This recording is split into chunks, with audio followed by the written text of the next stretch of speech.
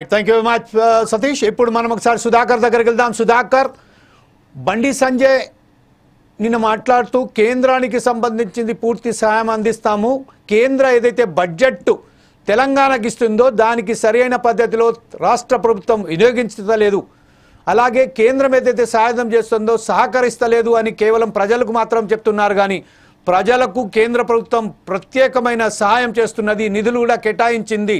కానీ రాష్ట్ర ప్రభుత్వం మాత్రం ఆ నిధులను సేకరించడానికి ముందుకు వెళ్తలేదు, కేవలం ఒక ద్వంద్వ వైఖరి వ్యవహరిస్తుంది.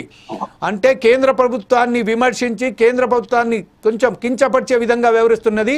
ఒళ్ళు దగ్గర పెట్టుకొని మాట్లాడండి, మోడీ కానీ బీజేపీ కానీ లేకుంటే ఇంకా ఇతరతర బీజేపీ నాయకులపై విషయం మాత్రం నోరు జాగ్రత్తగా మాట్లాడండి అని హెచ్చరించడం జరిగింది.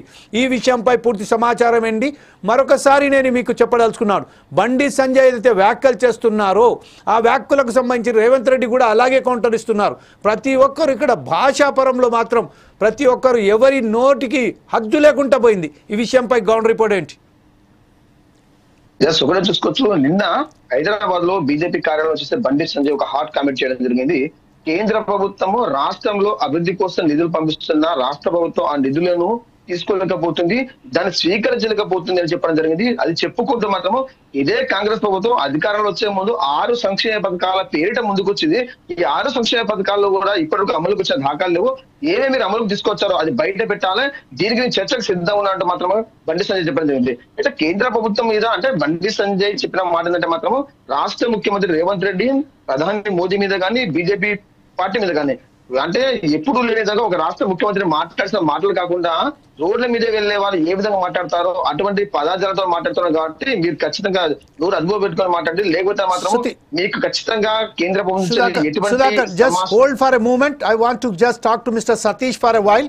సతీష్, ప్రస్తుతం ఏదైతే ఉన్నదో బర్డ్ ఫ్లూకు సంబంధించింది, ఏదైతే చికెన్కు సంబంధించిన ఏదైతే వ్యాధి వ్యాపించిందని చెప్తున్నారో రాష్ట్ర వ్యాప్తంగా ఉభయ రాష్ట్రాలలో, కేవలం ఉభయ రాష్ట్రాలలో మాత్రమే, వేరే రాష్ట్రాలలో కూడా ఎక్కడ కూడా ఇలాంటి సంఘటనలు జరుగుతలేవు. మన రాష్ట్రంలోనే పోల్ట్రీ ఇండస్ట్రీకు సంబంధించిన 500 కోట్ల నష్టం వాటిల్లిందని, కేవలం చికెన్ సంబంధించిన ఎగ్లకు సంబంధించిన పూర్తి ధర పడిపోయిందని చెప్తున్నారు. ఈ విషయంపై పూర్తి సమాచారంతో రెడీ ఉండండి. అప్పటి వరకు మనం సుధాకర్తో అలాగే ప్రసన్నతో కంటిన్యూ చేద్దాం. Sudhakar, come on, go ahead with your version. అయితే కేంద్ర ప్రభుత్వం వచ్చే స్కీములు కానీ గ్రాంట్ల మీద మేము చర్చకు సిద్ధం ఉంటాం మాత్రం బండి సంజయ్ చెప్పడం జరిగింది. అయితే ఒకటే చూసుకోవచ్చు, రాష్ట్ర ప్రభుత్వం వచ్చేసి కేంద్రంలో ఉన్న బీజేపీ ప్రభుత్వం తోటి పోటీ పెట్టుకుంటే, దాంతో శత్రుత్వం పెట్టుకుంటే కేంద్రం నుంచి రాష్ట్రానికి వచ్చే నిధులు వాళ్ళు పంపడానికి సుముఖంగా ఉండరు. అది కూడా చూసుకుంటారు. రెండవది, గతంలోనే ఇదే రాష్ట్ర ప్రభుత్వం చెప్పడం జరిగింది, గుజరాత్ కు ఎంత నిధులు పంపిస్తున్నారో అందులో 25% కూడా తెలంగాణకు పంపడం లేదు అని ఒక మాట చెప్పింది. మూడవది, పక్కన ఉన్న ఉభయ రాష్ట్రాల్లో, తెలుగులో ఉన్న 2 రాష్ట్రాల్లో ఏపీ అండ్ తెలంగాణ 2 ఉన్నాయి కదా, ఏపీకే ఎక్కువ నిధులు పంపిస్తున్నారు, తెలంగాణకు నిధులకు పంపట్లేదని చెప్పి ఇదే రాష్ట్ర ప్రభుత్వం చెప్పింది. కానీ బండి సంజయ్ మాత్రం ఏమంటున్నారంటే తెలంగాణ రాష్ట్ర ప్రభుత్వానికి ఇక్కడ ఉన్న ఎంపీలు కానీ అలాగే కేంద్ర మంత్రులు మంత్రులతోటి కానీ ప్రధానమంత్రి కానీ మేము చర్చ జరిపి రాష్ట్ర అభివృద్ధి కోసము, రాష్ట్ర డెవలప్మెంట్ కోసము, సంక్షేమ పథకాలు తేవడానికి కోసం నిధులు చేయడానికి ముందుకు వస్తున్నాము. కానీ రాష్ట్ర ముఖ్యమంత్రి నిధులు ఏ విధంగా తీసుకురావాలో తెలియని పరిస్థితిలో ఉన్నాడు అనుకుంటే వేరే మా విధంగా అంటే దద్దమ్మ అనే పేరు తీసుకొచ్చుకున్న మాట జరిగింది. అది మాట్లాడుకుంటూ 6 గ్యారంటీలో ఎటువంటి గ్యారంటీలు తీసుకొచ్చారు, వాటిని బయట తీసుకుంటే దీనికి చర్చకు మేము సిద్ధంగా ఉన్నామంటే మాత్రం బండి సంజయ్ కామెంట్ చేసింది. తెలంగాణ రాష్ట్రంలో ప్రస్తుతం చూసుకుంటే బీఆర్ఎస్, బీజేపీ, కాంగ్రెస్ 3 పార్టీలు కంటిన్యూ అవుతున్నాయి. కానీ కాంగ్రెస్ పార్టీ అధికారంలో ఉన్నప్పుడు బీఆర్ఎస్, బీజేపీ 2 పార్టీలు మాత్రము రాష్ట్ర ప్రభుత్వం మీద మాత్రం ప్రతిరోజు ఒక మాటలు తూటాలు తీసుకురావచ్చు.